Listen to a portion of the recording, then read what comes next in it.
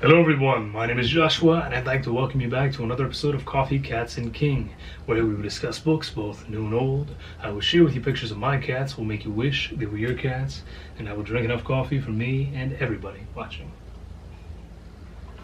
Both my shirt and mug are new, so I'm going to show those off. It's from a local guitar shop that I recently went to with my father-in-law. He was here for a visit.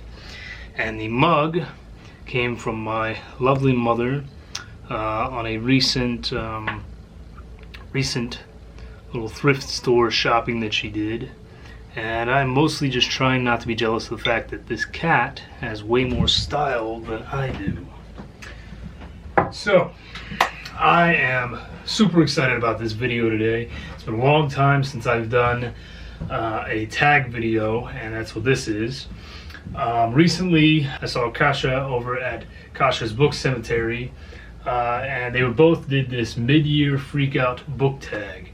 So, I loved the questions, thought it would be a blast to do, and jumped right into it. There's 14 prompts, so it's a longer one. I apologize in advance because you guys know that I take my time on these things. I am not one of those, quick booktubers who can get through a prompt in 30 seconds.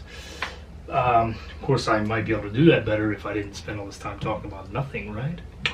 So, before I get into the video, let me go on and give you guys the cat footage that I promised on my last video.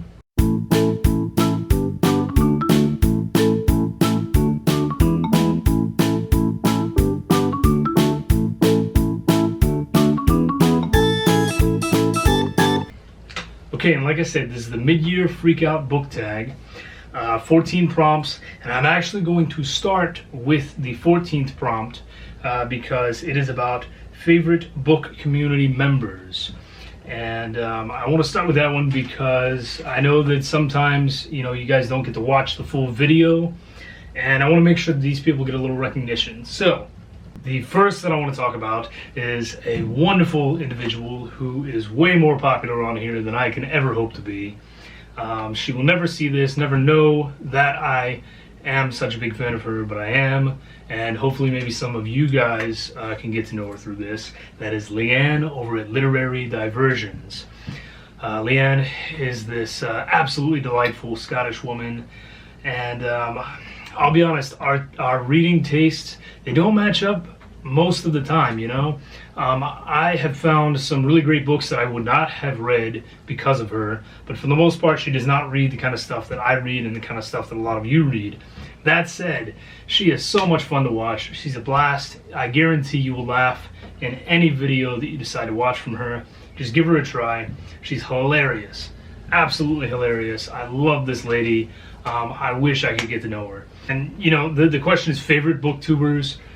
I can't do that, obviously, because you guys are all great. I just want to talk about some people I think deserve a little more recognition. So, let me talk about House of Hannah. House of Hannah. She's a smaller booktuber, and I recently started watching her recently, probably a month or two, something like that. Anyway, she reads manga, she reads some horror, she reads some fantasy, and what I like about Hannah, though, is that she is so personable. I commented on one of her videos one day, and she started up a whole dialogue through the comments, and we just, talked about this one particular book series, and she is not afraid to, take her time and get detailed in the comments and really just have a full-on conversation with you. And that's what I like about her. She's just very personable, very open, and just a joy to talk with. And I don't think that she's getting enough credit here, so I really hope some of you guys will check her out. Next, I want to talk about Katarina from Katarina the Bookworm. Another wonderful individual. She reads a lot of horror, a lot of manga, and branches out with some fantasy and such as well. But again, just a lovely individual. She's very intelligent, really knows her stuff. So I really enjoyed talking to her through the comments, and again, just another really wonderful individual. She is a little more popular on here, but I hope that other people can get to know her and start watching her, and she just gets a little more credit because I think she deserves it. And finally, I want to talk about Gabby over at Gabby's Arcanum. Gabby is, again, a very small booktuber. She's really just starting out, and I think she deserves all kinds of recognition. Now, Gabby focuses mostly on fantasy, but she is such a happy, cheerful person. You know, I can't help but smile and laugh when I watch her videos because she is just so enjoyable.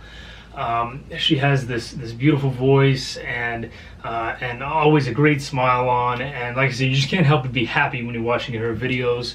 And whether you're a person that's into fantasy or not, you'll enjoy her. Trust me, her personality is just, it's through the roof. She's all smiles. She's always a happy, positive person. And personally, I've had some great suggestions through her for fantasy books. I highly suggest you check her out.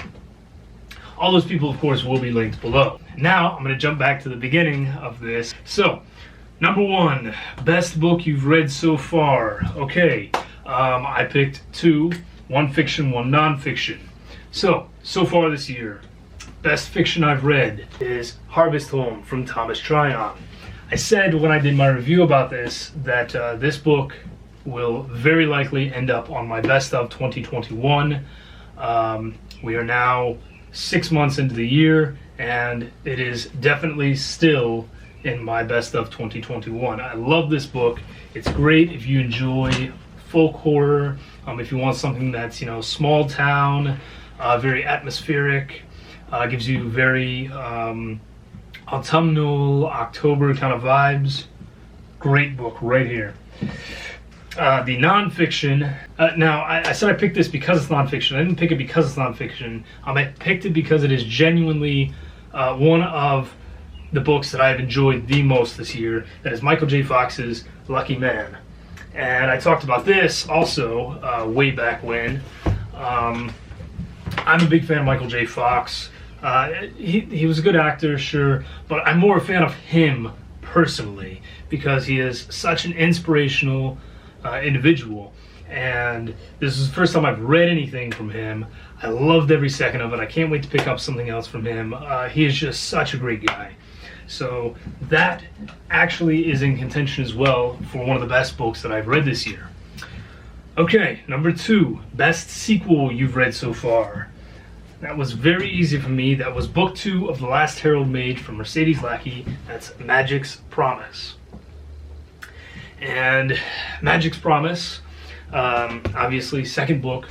I loved the first book. I thought that it took all of these common fantasy tropes and just turned them on their head, kicked them out the door, and did something completely original and completely different. Magic's Promise slowly leaks some of those tropes back in, but still does it in a very original way.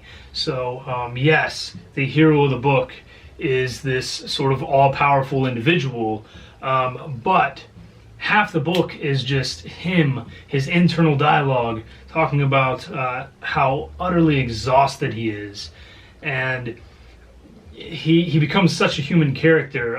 You know, you can't help but want to be friends with the guy. You know, so that book did not disappoint me whatsoever. It was easily the best sequel that I've read. Not that I read a lot of trilogies or series, but easily the best sequel I've read so far this year. Okay, number 3, new release you haven't read yet but want to. That is Ghost Finders from Adam McComber. And for this, excuse me, but I have the synopsis on my phone here.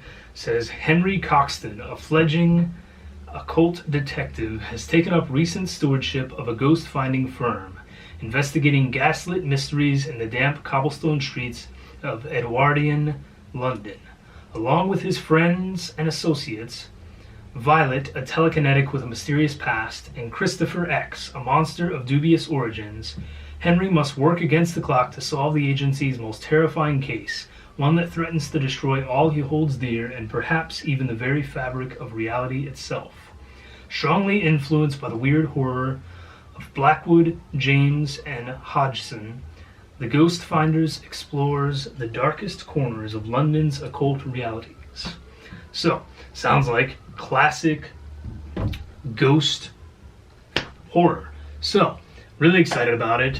Haven't been able to pick it up yet. I told myself that once I've read 100 books for this year, I'll be able to buy another book, and that'll be the book that I pick up. So I'm only, I think, 14 or 15 books away from that. So, really excited. Number 4, most anticipated release for the second half of the year. This should surprise no one. It is Stephen King's book that is coming out on August 3rd, Billy Summers. I don't know if this is going to be on the supernatural side or just the more, mystery detective style that he sometimes goes into. I don't know. I don't really care because I enjoy almost all of his work. Number 5, biggest disappointment. I thought this was going to be an easy one. I thought it was going to be an easy one because a few months ago I read City of Villains by Estelle Lohr. And I'll have to put it up over here because I don't own a copy anymore. I got rid of it as soon as I finished it. I was so excited. It was supposed to be, Disney villains meets, mystery crime. And it was awful. It was horrible. I'm not even going to talk about it much. You can check out my review on Goodreads if you want. It was terrible. So it was horrible. It was terrible. Just don't read it. So I thought that was going to be an easy one. But then I read this book, Panzer Spirit by Tom Townsend. I just finished this one, guys. And this is my most disappointing read this year. And I know that we still have 6 months left. I'm going to go on and say this is probably going to be my most disappointing read of the year, period. And I'm going to tell you why in a video soon to come. So, be looking out for that. For those of you that purchased it because I showed it off in my recent haul, I apologize. I'm sorry you wasted your money. I didn't know what I was getting into. But let's move on to some positive things. So, number 6, biggest surprise. Okay, again, I picked 2 books because I can't help myself. I gotta pick more than one. One of the biggest surprises was All Right, Everybody Off the Planet by Bob Autumn. This is that one that I showed off. I said it was going to be terrible, but I was going to read it, and I was excited because it was going to be so terrible. It calls itself the lustiest science fiction novel of the year. And then I read it, and I was super surprised. It's not lusty. It's not, over the top or anything. It was a big surprise, though, because it was a genuinely enjoyable science fiction comedy, which I have had a terrible track record with in the past. I've tried to read humorous science fiction before, and it never works out for me. I don't know why. I just can't get into it. But All Right, Everybody Off the Planet, I found myself laughing and enjoying every moment of it. And was it silly and ridiculous? Yeah. But was it overly ridiculous and overly silly? No, absolutely not. Somehow Bob Autumn achieved that perfect blend of humor and light science fiction. And it was a genuine surprise. The other book that I considered a big surprise for the year was Caitlin Beavis's Blood and Other Matter. This was a surprise to me. 1, because I had never read anything by Caitlin Beavis. 2, because the other work that she has out seems more YA fantasy. I think she has a series about Greek gods and goddesses or something to that effect. But I didn't think I was going to get anything crazy. I thought I was just going to get a YA horror that was decent, But it turned out to be a really, really awesome read. Blood and Other Matter. Awesome read. It's about this girl named Tess, who wakes up in front of her friend's doorstep, and she is covered in blood. It's not her own. She has no idea what happened. She can't remember the night before. And it's up to her and her friend to piece together what the heck happened.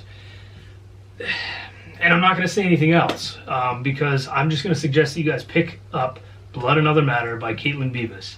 It's an awesome, awesome read. There are some issues, some plot points that kind of get lost, but honestly, the book is so enjoyable that you're not even going to be worried about it. And it's way darker than you would think. Number 7, favorite new author. Okay, so this can be taken in a few different ways. This could be your favorite author who is new to writing, favorite author that you have just discovered, so I took it a few different ways. That's why I have two. Favorite new author, as an author who has just started their writing career, Sophie Cameron. I talked about this book recently, out of the blue. I talked about it, reviewed it. It's great. I gave it 5 stars. And then I was very surprised to find out that this was actually her first novel and that she just started publishing right before COVID started. So she has one more out. I'm going to pick it up. It's called Last Bus to Everland, and it also sounds really great.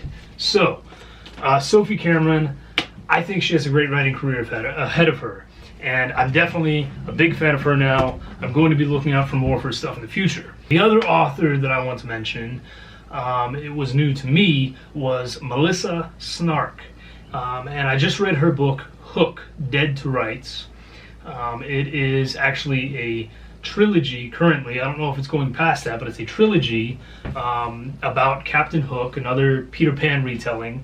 In this case, however, Hook is a female pirate who is half human, half mermaid. And Peter Pan is, well, he is just evil to the core. Not that Captain Hook is a great person either. She is a pirate. She does all the piratey things, raids ships and kills people and stuff like that. But she also makes it a point to go after Peter and to try and save the children that he is constantly kidnapping from the other world. And it was super original. There were some things in there, some little details that made it very realistic to me. And I very much enjoyed it. I can't wait to pick up the next one. So, Melissa Snark, another big surprise for me there. Okay, number 8, newest fictional crush. So, I have been warned by my wife to not answer this question. If I had to pick someone, then I'd probably say Tess from Blood and Other Matter, that book by Caitlin Beavis, only because she's such a strong female lead. She's in this awful situation, but she stays strong. She is a rock throughout. Okay, number 9, newest favorite character. That comes from this book here, Armor by John Steakley. Newest favorite character is Felix. Felix is this very unlucky soldier who basically through bureaucratic mistakes continuously gets thrown into this war. And a soldier is supposed to go in, fight a big battle against these giant ant-like creatures, and then take a nice long rest because it's horrendous and a lot of people don't make it through. Felix, however, just continuously gets thrown in and continuously gets thrown in to the point where, he really doesn't care if he lives or dies. He's just going to go in, kill as many of these things as he can, and see what happens. And somehow, miraculously, he keeps coming out of it. So I was a huge fan of Felix. That is a great read if you have not read it, and if you are okay with science fiction. It's military science fiction. Awesome read, Armor by John Steakley. Okay, number 10, book that made you cry. I specifically have not put up a review of this book yet because I still have not processed it. Still don't know how to feel about it, honestly. That is book 3 of The Last Herald Mage, Mercedes Lackey's Magic's Price. And this book did not actually make me cry, but dang it, man, I wanted to.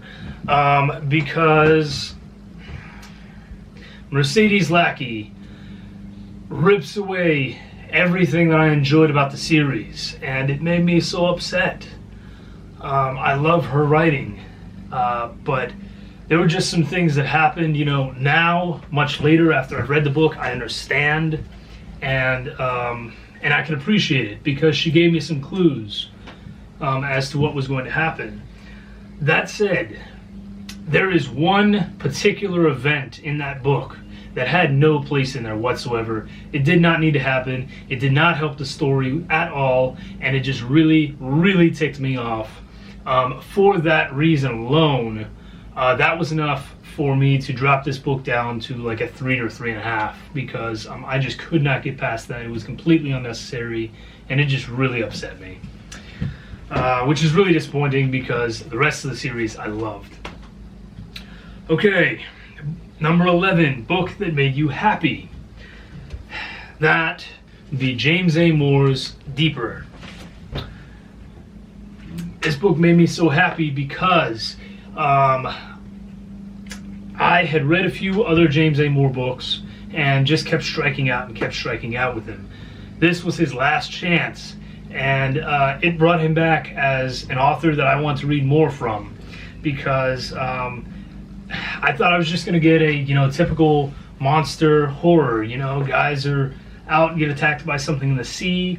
Instead, boom, he throws in modern day Lovecraftian, Dagon's descendants tearing these people apart, and it's so zany and awesome and action-packed, and I loved every second of it. So it made me so happy, though, because I told my wife when I picked this book up, I said, all right, this is it. If he does not impress me with this one, I'm done with James A. Moore. And sure enough, he knocked that out of the park, and I loved every second of that book. Number 12, most beautiful book you've acquired this year. Alright, I have 4 here because they have gorgeous covers for a variety of reasons. I have Summer of Night from Dan Simmons with this absolutely beautiful step back cover. My gosh, if I could get that to put on my wall, I would. I have Trick or Treat from Richie Tankersley Cusick. I picked this one because it is just the perfect Halloween cover, in my opinion. Waltz with Evil by P.D. Rozzi. This is one that I just picked up, and I love that cover. I think it is so well done. It's just gorgeous. And then this book that I pre-ordered, Melissa Larson's Shudder. Again, gorgeous cover. I actually just finished reading this one recently, and it was not what I was expecting. But you'll hear me talk about that in my wrap-up for the month. And then the final question. What books do you need to read by the end of the year? So, I picked 3. This book, I told you guys in a video a long time ago when I first picked it up, that I have specifically avoided reading this through the years, and this is the year that I need to just suck it up, buy a box of tissues, and get ready to cry. So at some point this year, I am going to read Watership Down. And then these 2, I just recently picked up these awesome copies, and I have done myself a major disservice through the years, calling myself a horror lover and not reading these. So I'm going to read Rosemary's Baby and Robert Bloch's Psycho. And this copy in particular, I love this. Check it out. Whew. Awesome. So, those are the 3 that I know I need to read this year. And if you guys want to suggest any down below that you think I have to get to, let me know. But there you go. That is the mid-year freakout book tag. I am now surrounded by books on all sides, which I couldn't be happier about. And that was awesome. That was a lot of fun. I hope you guys enjoy it. I hope some of you do it, either in the comments or in your own video. I'm not going to tag anyone necessarily, but if you do end up doing this, let me know. I would love to watch and hear your thoughts, opinions, and answers. So thank you guys, as always, for joining me. I had a wonderful time. I always do. Have a wonderful day. Have a wonderful week. We have 4th of July coming up, so I hope you guys can enjoy that with your families. I will be working, unfortunately, but that's okay. We're going to make the best of it. So, Thank you. Have a great week. Cheers.